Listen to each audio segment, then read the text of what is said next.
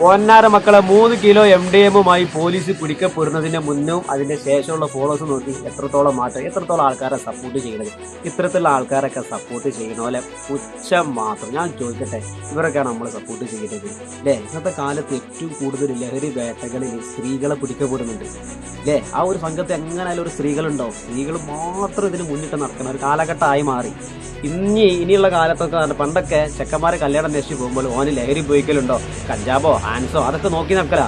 പക്ഷെ ഇന്ന് പെണ്ണ് അന്വേഷിച്ച് പോകുമ്പോൾ ആദ്യം പെണ്ണിൻ്റെ അവിടെ പോയിട്ട് പെണ്ണ് എന്തെങ്കിലും ലഹരിപരമായ വസ്തുക്കളുണ്ടോ അല്ലെങ്കിൽ ഇതേമാതിരി ഇതിന് പിടിക്കപ്പെട്ടുന്നൊക്കെ അവിടെ പോയി അന്വേഷിക്കേണ്ട ഒരു കാലഘട്ടം എത്തി. ആണോ അല്ലേ? ഈ വീഡിയോ കാണുന്നൊന്ന് അഭിപ്രായം രേഖപ്പെടുത്തുക അല്ലേ?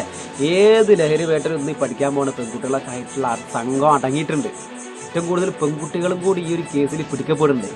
വല്ലാത്തൊരു കാലഘട്ടം. ഏതായാലും ഇത്തരത്തിലുള്ള ആൾക്കാരൊക്കെ സപ്പോർട്ട് ചെയ്യണം. നോക്കിയാണ് പോലീസ് പിടിക്കപ്പെടുന്നതിന് മുന്നേ എങ്ങനെ ഒന്ന് വൈറലാകുമ്പോൾ ഓലെ സപ്പോർട്ട് ചെയ്യും. ഇത്തരത്തിലുള്ള ആൾക്കാരൊക്കെ നമ്മൾ സപ്പോർട്ട് ചെയ്യുന്നത്. ഇവരൊക്കെ സപ്പോർട്ട് ചെയ്താൽ പിന്നെ ഇവർ ഈ പരിപാടി നിർത്തുമോ? അല്ലെങ്കിൽ ഇന്നത്തെ കാലത്തെ ആൾക്കാർ എങ്ങനെ വൈറലാകാന്ന് നോക്കി നടത്തുക, കൊന്തിയിട്ട് കൊരതിയിട്ട് തട്ടിയിട്ടൊക്കെ അങ്ങനെങ്കിലും വൈറലാവണ്ടേ, അങ്ങനെങ്കിലും വൈറലാവട്ടെ എന്ന് നോക്കി നടക്കുന്ന ഒരു കാലഘട്ടം.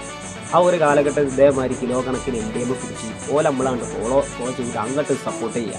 പിന്നെ വലിയ പരിപാടി നിർത്തുമോ? ഇപ്പൊ ഇന്ന് 3 കിലോ ഉള്ളൂ, പിന്നെ അടുത്ത പ്രാവശ്യം 6 കിലോ ആക്കാനല്ലേ നോക്കുള്ളൂ. വല്ലാത്ത ജാതി മനുഷ്യന്മാർ. അപ്പൊ ഇത്ര അങ്ങനെ ആരും സപ്പോർട്ട് ചെയ്യാൻ പാടില്ല. മനസ്സിലായില്ലേ?